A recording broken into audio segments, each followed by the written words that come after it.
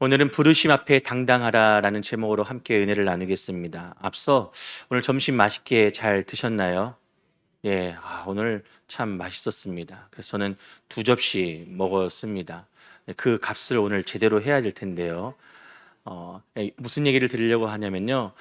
물론 주방 식사 봉사가 항상 힘들고 또 여러 손길을 필요로 하지만 특히 무더운 여름날 주방에서 일하는 것, 불 앞에서 일하는 것은 쉽지 않은 것 같습니다. 오늘도 많은 분들이 땀 흘리면서 수고하셔서 우리가 맛있는 점심 식탁의 교제를 나눌 수가 있었는데요. 우리 식당 봉사하는 조가 1조부터 8조까지 8개 조가 있습니다. 거기에 이제 봉사하시는 분들이 있는데 저는 그 조원들을 보면서 우리 교회 성도님들 중에서 내가 식당 봉사 할 수 있는데 식당 봉사 같이 하고 싶은데 어떤 자격이 있거나 선별돼서 뽑힌 게 아닙니다. 혹시 모르실까 봐 그러는데 자원하면은 식당 봉사 함께 할 수 있습니다. 그래서 식당 봉사하고 싶으신 성도님이 계시면 꼭 전화 교육자 사무실에 얘기해 주시면 기쁜 마음으로 식사조에 편성해 드리도록 하겠습니다. 왜냐하면 한두 사람이 고생하는 것보다 여러 사람이 짐을 같이 나눠지면은 그 수고가 또 어떤 짐이 되기보다는 기쁨과 감사 또 공동체를 섬기는 또 기쁨의 헌신이 될 거라고 믿기 때문입니다. 혹시 감동이 되시는 분들은 식사봉사에 또 함께 참여해 주시고 이번 기회에 우리 식사조에서 봉사하신 우리 많은 성도님이 계신데 우리 그 마음 감사하는 마음으로 한 박수 한번 격려의 박수 한번 하겠습니다. 맨날 찬양팀만 박수 받아가지고 오늘은 식사조도 한번 박수를 해봤습니다. 여러분 너무나 반갑습니다. 오늘 주일 거룩한 날 예배하는데 오늘 이 복된 예배의 자리 나오신 우리 성도님들 주님의 크신 은혜와 평강이 넘치시기를 간절히 축복합니다. 자, 여러분 혹시 인생에서 가장 주목하고 싶었던 순간이나 또 주목받고 싶었던 순간, 기억에 남았던 순간 있으십니까? 주목하고 주목받고 참 기억에 남았던 그런 순간들 있으신가요? 생각을 해보니 내가 정말 주목받았던 순간이 있었나? 그렇게 기억에 남을 만한 그런 순간이 있었나? 하고 생각이 들 수 있는데 요즘 많은 젊은이들이요. 유튜브, 인스타그램, 페이스북 이런 SNS에 자신의 일상을 이렇게 공개합니다. 공개하는 이유는요, 사람들에게 좋아요, 이런 관심, 팔로워 이런 것들을 받기 위해서입니다. 이런 사람들을 뭐라고 말을 하냐면 관심 받기를 좋아하고 그 관심 받는 일에 매여 있다 그래서 관종, 줄여서 관종이라고 말합니다. 좋은 말은 아닙니다. 관종, 관심 종자, 그래서 관종이라고 하는데 이런 말이 생길 정도로 세상은 자기를 숨기는 게 아니라 이렇게 드러내고 돋보이게 하는 데에 집중하고 관심을 갖고 있습니다. 그런데 참 흥미롭게도 이와 정반대되는 현상도 있습니다. 중요한 직책을 맡기거나 맡거나 또 무대 위로 부르면 기겁하면서 도망치는 분들이 있습니다. 회사에서 이번 프로젝트는 김 대리가 팀장이 돼서 맡아주면 참 좋겠어라고 하면은 드디어 나의 진가를 알아주는구나, 한번 제대로 보여주겠어 이렇게 기뻐하기는커녕요. 일을 어쩌지? 나는 회사에 매이고 싶지 않은데 이 일을 하는 것도 좋지만 그래도 빨리 직장에서 퇴근해서 내 생활을 좀 워라밸이라고 하는데 일상생활을 좀 즐기면서 남 너무 일만 하지 않고 좀 나의 어떤 개인 그런 시간들을 보내고 싶은데 이제 내 사생활은 개인 시간은 다 끝났구나 이렇게 속앓이를 하는 분들도 꽤 많다고 합니다. 심지어 본건 1등에 당첨된 사람들조차 신분이 탄로가 날까봐 어떻게 할까요? 모자를 푹 눌러 쓰고 자신의 정체를 꽁꽁 숨어서 당첨금을 수령한다고 합니다. 당첨금 수령하는 방법이 인터넷에 돌고 있는데 뭐를 타고 전철역 몇 번 출구로 나와서 두리번거리지 말고 엘리베이터로 가서 몇 층을 누르고 어디 가서 당첨금 수령하러 왔습니다라고 얘기하십시오. 그러면은 됩니다라고 말을 하는데 그래 본 경험이 없어서 가깝게 다가오지는 않지만 이렇게 꽁꽁 숨어서 이렇게 조용히 몰래 누가 알아볼까 봐 이렇게 비밀스럽게 찾아간다고 합니다. 근데 생각해 보니까 반대로 막 이렇게 빵빠레를 울리면서 현수막을 펼쳐 들고 이번 로또 1등 당첨 와 하면서 그렇게 신나서 당첨금 수령하러 가는 것도 이상해 보입니다. 아무튼 우리에게는 뭐가 있냐면요, 주인공이 되고 싶은 욕망도 있지만 반대로 어떻다라고 하는 거예요? 막상 큰 책임과 어떤 그런 영광의 무게가 찾아왔을 때 그것이 두려워서 숨어버리고 싶어하는 본능도, 외면하고 싶어하는 본능도 존재하는 것이 사실입니다. 제가 왜 이런 말씀을 드리냐면요, 오늘 우리가 읽은 본문에는 바로 이스라엘의 역사적인 첫 번째 왕을 뽑는 정말 그 당시엔 대형 이벤트인데, 이 이벤트가 열리고 있었기 때문입니다. 온 백성이 숨을 죽이고 지켜보는 가운데 무엇이 진행되었냐면 제비뽑기가 진행되었습니다. 그리고 이 제비뽑기를 통해서 마침내 사울이라고 하는 청년이 뽑혔는데, 그가 감당할 직책은 바로 이스라엘의 첫 번째 초대 왕이었습니다. 온 나라가 환호하면서 와, 드디어 우리에게도 왕이 생겼다라고 하면서 기뻐서 그 사울을 찾고 있는데요. 정작 이 왕관을 써야 될 주인공이 보이질 않습니다. 사울이 어디 있었을까요? 성경은 그가 짐 보따리들 사이에 숨었다라고 기록을 하고 있습니다. 이스라엘의 왕이라는 이 찬란한 영광과 또 무거운 사명의 자리 앞에서 사울이 짐 보따리들 사이에 숨어 있었습니다. 왜 숨었을까요? 사울은 그 왕관을 쓰지 않고 왜 그 기쁨의 자리에서 도망쳐 숨어 있었을까요? 저는 오늘 말씀을 통해서 사명 앞에서 자꾸만 숨어버리는 우리의 영적인 주저함과 또 두려움을 되돌아보면서 어떤 상황에서도 흔들리지 않는 심지가 깊은 그런 믿음으로 나아가는 비결을 오늘 말씀을 통해서 함께 살펴보면서 은혜를 나누고자 합니다. 자, 사무엘은 이제 백성들을 미스바로 불러 모으고 왕을 세우기 전에 먼저 하나님의 무겁고 중요한 말씀을 전합니다. 그 말씀이 18절과 19절에 기록되어져 있는데요. 18절은 제가, 19절은 여러분이 읽으시겠습니다.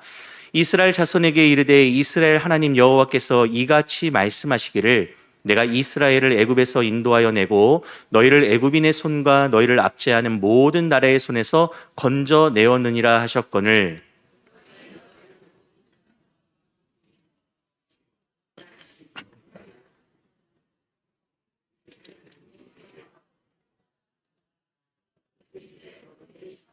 천명씩 여호와 앞에 나아오라 하고. 아멘.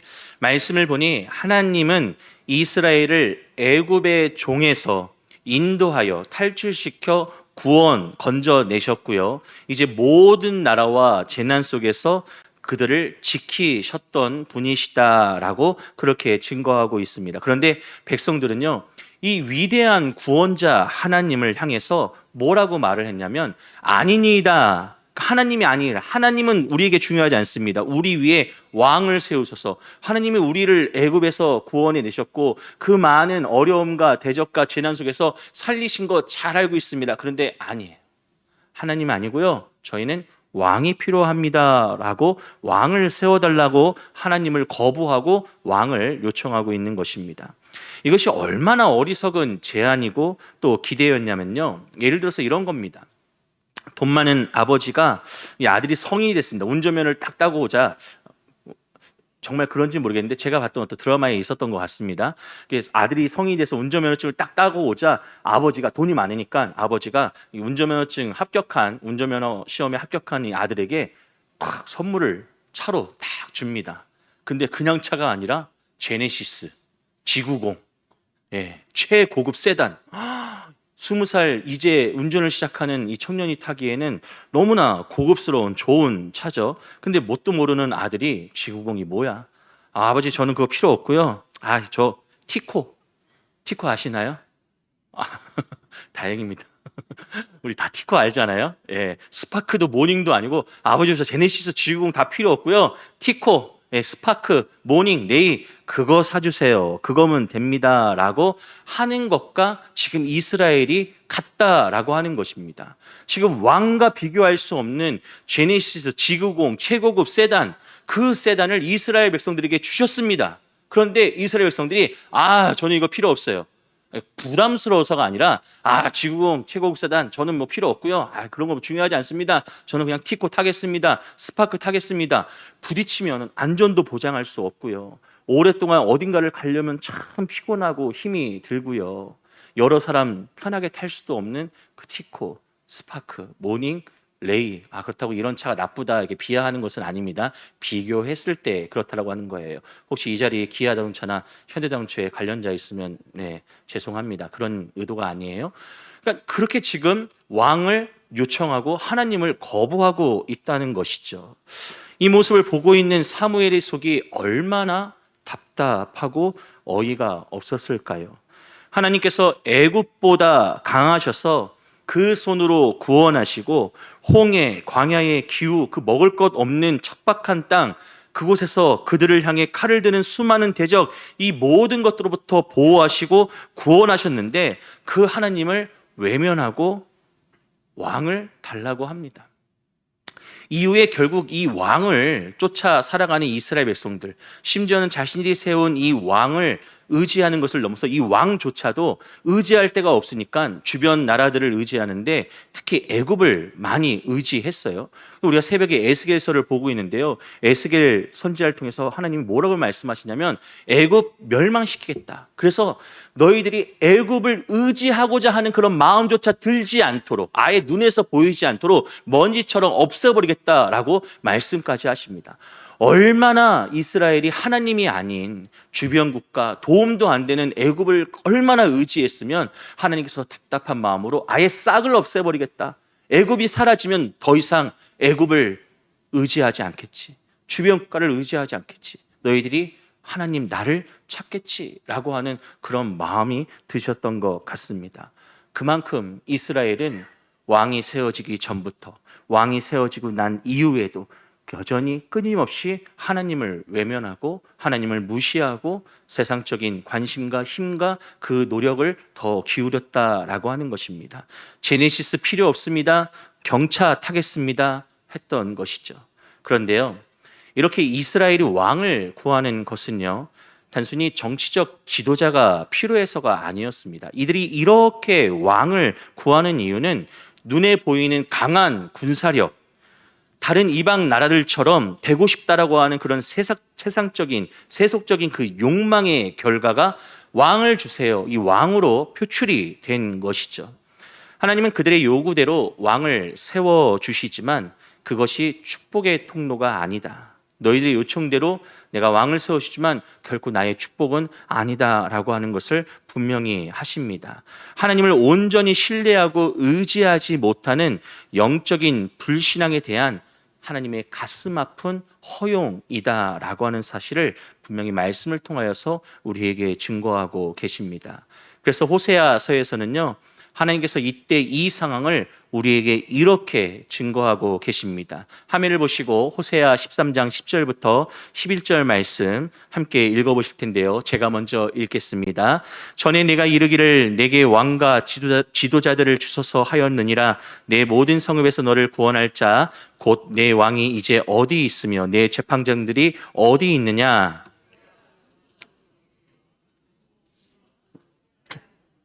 네, 내가 분노함으로 내게 왕을 주고 진노함으로 패하였노라 라고 말씀해요.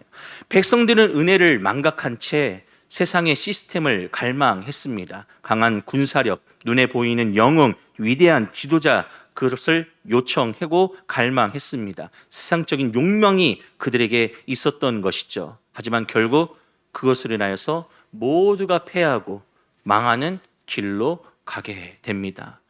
그런데 성도 여러분, 우리 역시 이스라엘 백성들처럼 이미 받은 은혜가 과분함에도 불구하고 끊임없이 무엇을 구하고 있을까요? 세상의 왕을 구하고 있습니다. 우리의 욕망을 쫓아 강한 힘을 구하고 있습니다. 시스템이 잘 갖춰지기를 구하고 있습니다. 하나님의 영적인 방법, 은혜를 사모하는 것이 아니라 뭔가 짜여지고 이성적이고 눈에 보이고 분명한 것을 요청합니다. 하나님 한 분만으로 만족하지 못하고 남들 다 가진 좋은 차, 남들 다 사는 좋은 아파트, 세상이 말하는 스펙이 내 위에 나의 삶 가운데 왕으로 서야, 그래야지만 나를 보호해주고 그제서야 내 삶이 안정적이고 나도 안심할 수 있다라고 믿는 것입니다.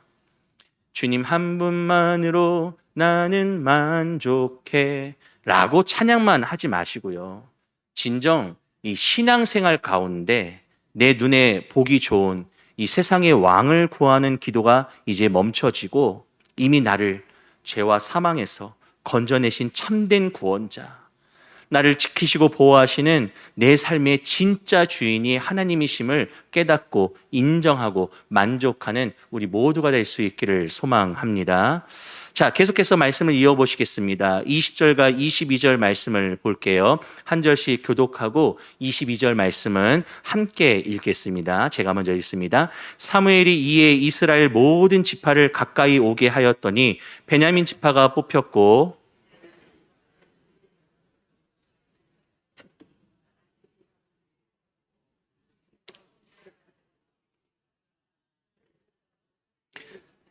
함께 읽겠습니다. 그러므로 그들이 또 여호와께 묻되 그 사람이 여기 왔나이까? 여호와께서 대답하시되 그가 짐 보따리들 사이에 숨었느니라 하셨더라. 예, 말씀을 보니까 드디어 제비 뽑기가 시작됩니다. 지파별로 뽑혔습니다. 그리고 가족별로 좁혀갑니다. 그리고 마침내 마드리의 가족 중 기스의 아들 누가 뽑혔냐면 사울이 뽑혔습니다. 우리는 이미 알고 있죠. 왜냐하면 이전에 사무엘을 통하여서 비밀스럽게 독대하면서 사울이 왕으로 기름 부음을 받았기 때문에 우리는 사울이 뽑힐 것이라는 것을 알고 있었습니다. 그런데 지금 이스라엘은 전혀 모르잖아요. 이스라엘은 전혀 모르기 때문에 공적으로 한 사람이 하나님의 뜻과 계획 안에서 모두가 인정할 수 있는 상황으로 공정하게 뽑혔다라고 하는 것을 보여주기 위해서 무엇을 한 것입니까? 제비 뽑기를 한 것입니다. 당시 제비 뽑기는요, 하나님의 절대적인 뜻이라고 믿었습니다.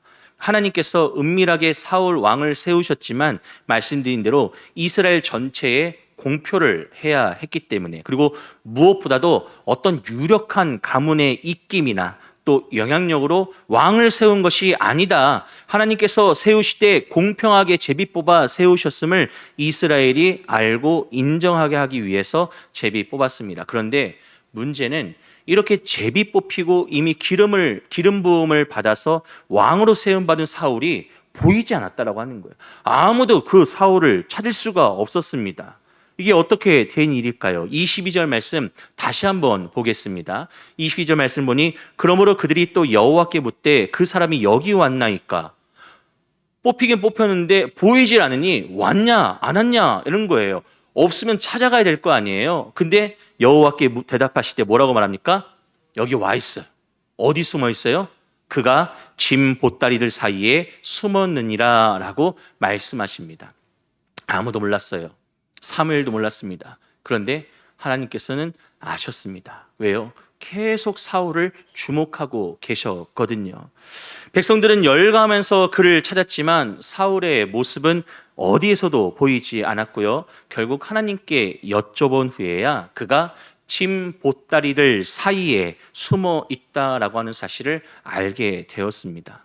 여러분, 세상에 이스라엘 첫 번째 초대 왕 사울이 등장하는 장면이 짐 보따리들 사이입니다. 상상해 보세요. 뭔가 이게 그 스포트라이트가 이제 막 이렇게 왔다 갔다 하다가 이제 한 구역을 크게 이렇게 비춰요. 그 구역에서 이렇게 왔다 갔다 하다가 조금 더 작아진 이 그 조명이 한 곳을 비춥니다. 근데 그 비춰진 곳이 어디예요? 짐 보따리들 사이예요. 거기에서 찌그리고 숨어가지고 있는 그 사울이 고개를 빼꼼 내밀고 사람들의 시선이 모인 곳을 어리둥절하게 쳐다보고 뭔가 두렵고 떨리는 긴장한 모습으로 숨어 있습니다. 이게 지금 이스라엘의 첫 번째 왕의 모습입니다. 너무나 안타깝죠. 사울은 이미 사무엘을 통해서 자신이 왕이 될 것을 전에 들었고 성령의 감동을 받아서 예언까지 하는 그런 영적 체험을 했던 자입니다. 우리가 앞서 사무엘상 10장 9절과 10절 말씀에서 함께 살펴봤거든요. 그러나 막상 만천하에 자신이 왕으로 드러나는 이 사명의 순간이 오자 밀려오는 이 중압감을, 두려움을 이기지 못하고 짐 보따리를 뒤로 숨어 버리는 선택을 했습니다. 근데 민수기 13장에 나오는 12정탐꾼 중 10명의 정탐꾼도 사울과 같았습니다. 그들은 하나님의 명을 따라서 가나안 땅을 정탐했습니다. 이미 주어진 약속의 땅으로 들어갔죠. 그러나 그곳에서 아낙 자손을 보고 두려워 숨고 싶어 했습니다. 그러면서 민수기 13장 33절에 뭐라고 하냐면 우리가 스스로 볼 때에 야 우리 메뚜기다, 아무것도 아닌 존재다라고 하는 거예요. 그러면서 사명 앞에서 어떻게 졌습니까? 작아졌습니다. 찌부러졌습니다.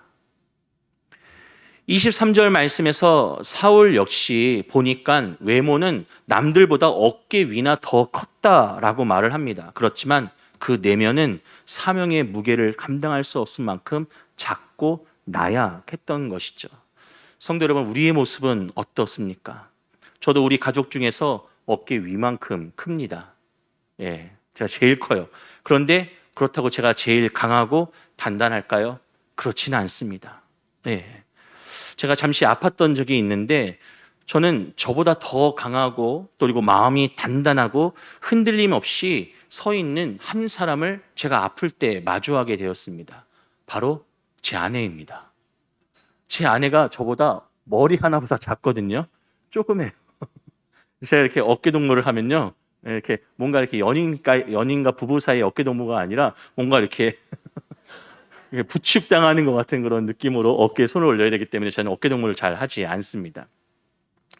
근데 저보다 그렇게 작은, 체구도 작고 몸무게도 적게 나가고 그렇게 작은 제 아내가 정말 강하고 단단하고 견고하고 큰 사람이다라고 하는 것을 그때 깨닫고 경험했습니다. 그리고 얼마나 큰 힘과 위로를 받았는지 모릅니다. 사실 지금까지 살면서 그냥 제가 이 사람을 좋아해서 결혼하고 살아온 줄 알았거든요.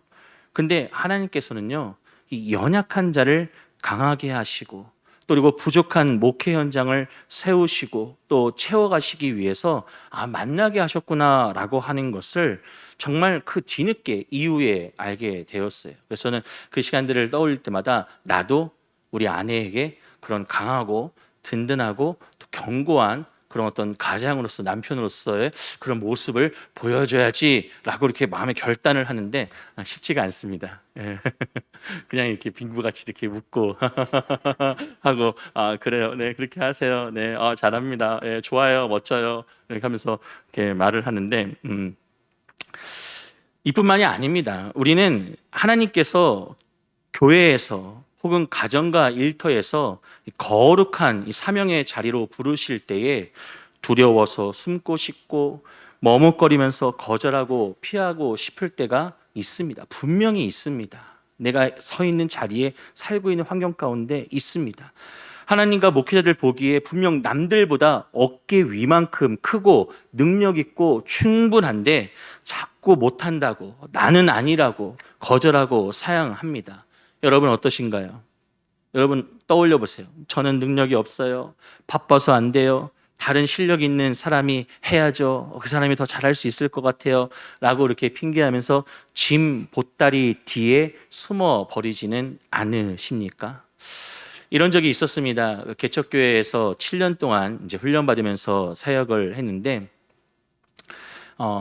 아시는지 모르겠는데요. 그 개척교회, 작은 교회는요, 반주자가 없습니다. 너무나 당연하죠. 예, 반주자가 없어요. 그럼 반주자가 없으면 예배 어떻게 드릴까요? 반주기 켜놓고 드립니다. 똥동동동동동. 이게 무슨 찬양이에요? 저도 모르는 찬양을 지금 불렀습니다. 네, 그냥 영적으로 감동되는 찬양일 겁니다. 근데 이렇게 그냥 그 반주기 똥똥똥똥똥똥똥 거리는 그 반주기를 틀어놓고 찬양하는데 이 반주기마저도 누가 훔쳐가고 도둑질해가고 없는 경우도 많아요. 그러면은 그냥 생목으로 라이브로 찬양을 불러야 합니다. 제가 목소리가 큰데 그때 7년 동안 혼자서 크게 소리 지르느냐고 목소리가 크게 변했습니다. 아무튼 반주자가 없었는데 어느 날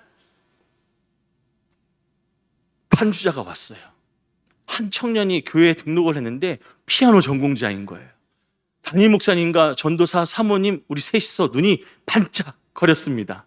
야, 우리도 피아노 반주에 이제 찬양할 수 있어. 대표기도 하고 담임 목사님 축도하고 난 다음에 후주로 아름답게 피아노 반주가 나올 수 있어 라고 하는 그런 기대감이 든 거예요. 그래서 부탁을 했죠. 몇 주 있다가 우리 자매님 피아노 전공을 했다고 하는데 교회 예배에 이렇게 찬송가 이렇게 좀 잘 못 쳐도 되는데 이렇게 좀 같이 찬양하면서 좀 찬송가 반주해주고 그러면 어떨까요? 라고 이렇게 부탁을 했습니다. 그랬더니 뭐라고 얘기했을까요? 저는 피아노 못 쳐요. 이게 겸손인 줄 알았던 것 같아요. 저는 피아노를 잘 못 쳐요. 아니, 피아노 전공자가 피아노를 못 친대요. 그럴 수도 있죠. 피아노 잘 못 치나 보다. 예, 충분히 이해하려고 했지만, 근데 여러분 생각해 보십시오. 이건 겸손이 아닙니다. 예. 잘하는 사람이, 할 만한 사람이 잘 못한다고 하는 것은 오히려 교만일 수 있습니다. 여러분, 사명 앞에서의 겸손은요, 아름다운 것이지만 부르심을 거부하고 숨어버리는 것은 겸손이 아니라 불신앙이고 두려움일 수 있습니다. 하나님이 사명을 주실 때는 그것을 감당할 능력과 성령의 은혜도 우리에게 함께 주신다라고 하는 사실을 여러분 깨달으시기를 바랍니다. 작은 일이라도 우리가 하고자 하면 크고 어려운 일이 됩니다. 하지만 우리에게 힘 주시는 하나님을 의지하고 성령을 의지하면요, 정말 아무리 큰 일이라도 작고 쉬운 일이 될 수 있습니다. 혹시 여러분을 가로막고 있는 환경의 진보다리, 또 두려움의 진보다리, 이런 것들이 있습니까? 그래서 머뭇거리게 하고 앞으로 나가지 못하게 합니까? 이제 그 뒤에서 당당히 걸어 나오십시오. 나를 부르신 주님을 신뢰할 때에 우리는 짐 보따리 뒤에 도망자가 아니라 사명의 주인공이 될 수 있음을 믿으시기를 바랍니다. 자, 이제 사무엘은 초대왕 제비뽑기 대행사를 마무리하면서 왕을 세운 나라의 제도를 백성들에게 말하고 기록한 후에 백성들을 돌려보냅니다. 이때 사울도 기브와 자기 집으로 이제 돌아가는데 성경은 아주 대조적인 두 부류에 관해서 소개를 하고 있습니다. 두 부류의 무리를 성경이 소개를 하는데요. 어떤 부류의 사람들이었을까요? 26절과 27절의 말씀이 있는데요. 26절은 좋은 부류니까 우리 성도님들이 읽으시고 27절의 말씀에 나오는 나쁜 부류는 제가 읽겠습니다. 26절 여러분 읽겠습니다. 시작.